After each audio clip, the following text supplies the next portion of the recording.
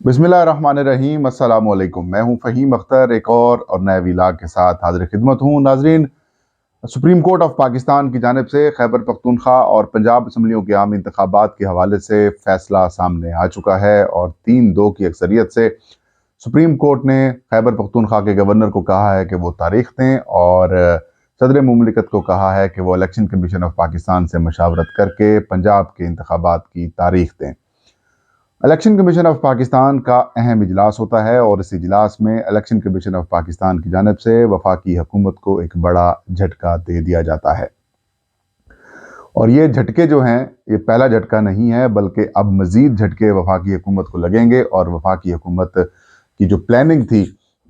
उस प्लानिंग को chief election commissioner Sikandar Sultan Raja और इलेक्शन कमीशन ऑफ पाकिस्तान के जो मेंबरान हैं वो नाकाम बनाने के लिए उन्होंने डिसाइड कर लिया है। इलेक्शन कमीशन की तरफ से आज जो पहला झटका मिला है वो वफाकी हुकूमत के लिए परेशानी का बायस है। सुप्रीम कोर्ट ऑफ पाकिस्तान के फैसला की जानिब से फैसला आने के बाद वफाकी हुकूमत अपनी ये दलील दे रही है और अपना ये मौक़िफ़ रख रही है कि ये फैसला जो है 4-3 से आया है। हालांकि सुप्रीम कोर्ट ऑफ पाकिस्तान का जो बेंच था वो 5 रुकनी था, क्योंकि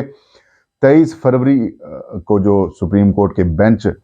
का फैसला जारी किया गया, उसके अंदर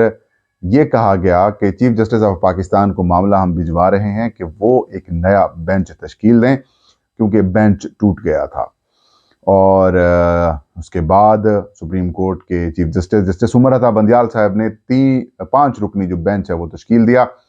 उस बेंच में justice Jamal Mandokhel, justice Mansoor Ali Shah, chief justice of Pakistan खुद, जस्टिस मुनीब अख्तर और जस्टिस मोहम्मद अली मजहर साहब जो हैं वो शामिल थे।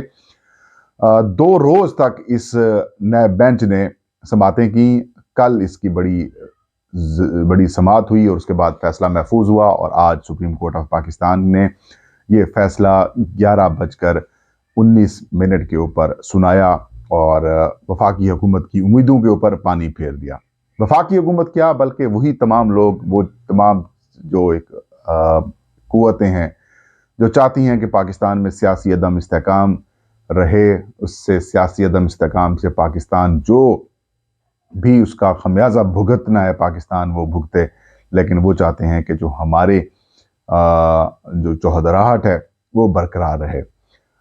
उनको बड़ी मायूसी हुई और सुप्रीम कोर्ट ऑफ पाकिस्तान ने वाज़े तौर पर कह दिया कि इलेक्शंस 90 दिन के अंदर हों। अगर नहीं हो सकते तो इलेक्शन 90 दिन से कुछ दिन आगे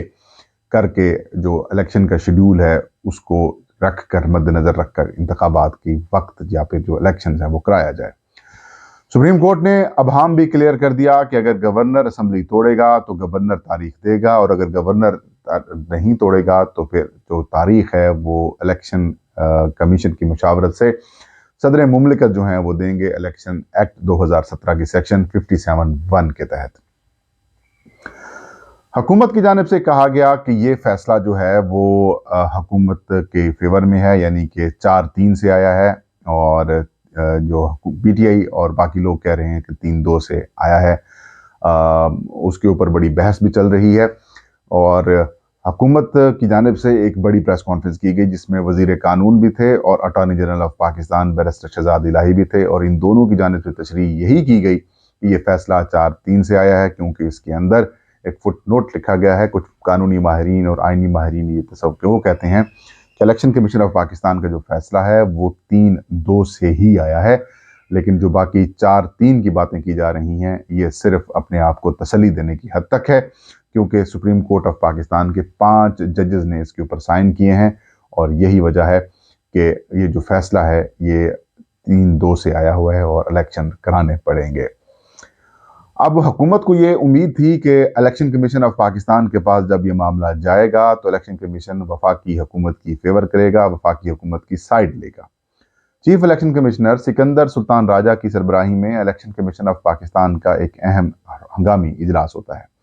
इस इजलास में सुप्रीम कोर्ट के फैसले के ऊपर गौर किया जाता है और जो इलेक्शन कमीशन की कानूनी टीम है उसकी जानिब से कमीशन को ब्रीफिंग दी जाती है और फैसले के ऊपर गौर करने के बाद इलेक्शन कमीशन ऑफ पाकिस्तान इस नतीजे पर पहुंचा कि ये फैसला मुकम्मल है और वाज़ेह फैसला है और इलेक्शन कमीशन इसके ऊपर अमल दरामद करेगा। आज इस फैसले के बाद इलेक्शन कमीशन ने यह भी डिसाइड किया कि जुमेरात को इलेक्शन कमीशन का एक और इजलास होगा और उस इजलास में इलेक्शन कमीशन के चारों मेंबरान और जो इलेक्शन कमीशन ऑफ पाकिस्तान के जो हुकाम है वो शरीक होंगे और उसमें खैबर पख्तूनख्वा और पंजाब असम्बलियों की जो तारीख है, जो मुमकिन तारीख है, जो इलेक्शन कमीशन ने सदर पाकिस्तान डॉक्टर आरिफ अलवी को और गवर्नर खैबर पख्तूनख्वा हाजी गुलाम अली को तजवीज़ करनी है, वो जो प्रपोज्ड डेट्स हैं उसके ऊपर मशावरत करेगा और उसके बाद इलेक्शन कमीशन बज़रिया ख़त लिख दे चीफ अपना सदर मुमलिकत को या फिर गवर्नर को, या फिर उनको आगाह किया जाएगा या फिर उनसे वक्त लिया जाएगा। मतलब जो भी प्रोसेस है उस हवाले से जो डिसीजंस होंगे वो इलेक्शन कमीशन जो है वो आज यानी कि जुमेरात को, जब आप वीडियो देख रहे होंगे तो जुमेरात वाले दिन सुबह 11 बजे इसको डिसाइड कर लेगा। अलबत्ता इस बात के ऊपर वाज़े तौर पर इलेक्शन कमीशन की जानिब से मौक़िफ़ इख्तियार किया गया है कि क्योंकि सुप्रीम कोर्ट का फैसला वाज़े है, इसलिए हम इस पर इम्प्लीमेंट करेंगे और अमल दरामद करेंगे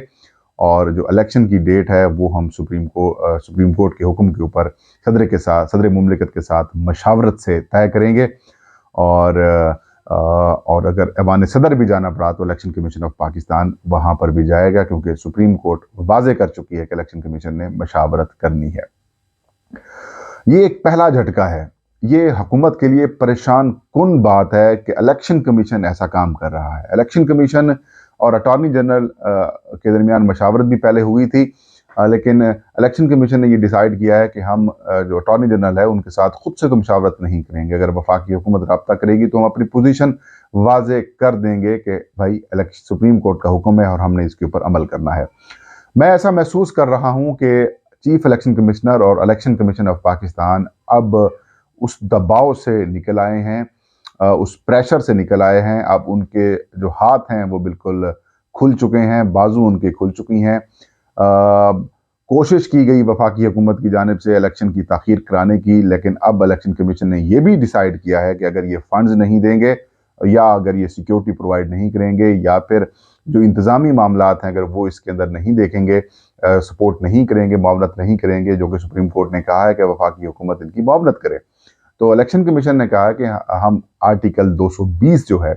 उसका इतलाक़ करेंगे, उसको इस्तेमाल करेंगे और जितने भी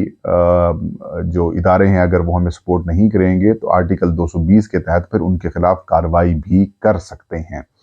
तो ये जो झटकों का सिलसिला है नाज़रीन वो वफाकी हुकूमत के लिए शुरू हो चुका है और सबसे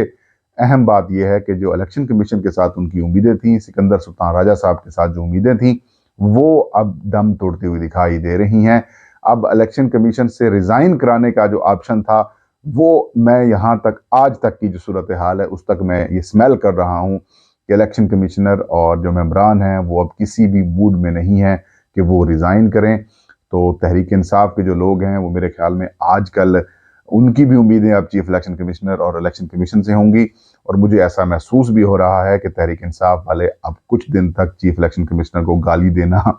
छोड़ देंगे और उनको जो अलकाबात से नवाजते हैं वो भी रुक जाएंगे, क्योंकि अब हालात जो हैं वो इलेक्शन की तरफ जा रहे हैं। और इमरान खान साहब ने जो अपनी जो मुहिम चलाई हुई थी, उन्होंने एक जेल भरो तहरीक वो भी ख़त्म करने का ऐलान कर दिया है और कहा है कि सैटरडे से हम अपनी बाज़ाब्ता जो कैंपेन है हलकों के अंदर वो शुरू करेंगे और दोनों सूबों के अंदर इंतखाबात की जो राह है वो हमवार हो चुकी है, लिहाजा अब हम कैंपेन की तरफ जाएंगे। तो यूँ अब वफाकी हुकूमत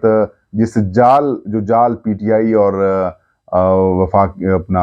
पीटीआई और इमरान खान और बाकी लोगों के लिए बुन रही थी, अब उसी जाल के अंदर वो खुद फंसते हुए और धंसते हुए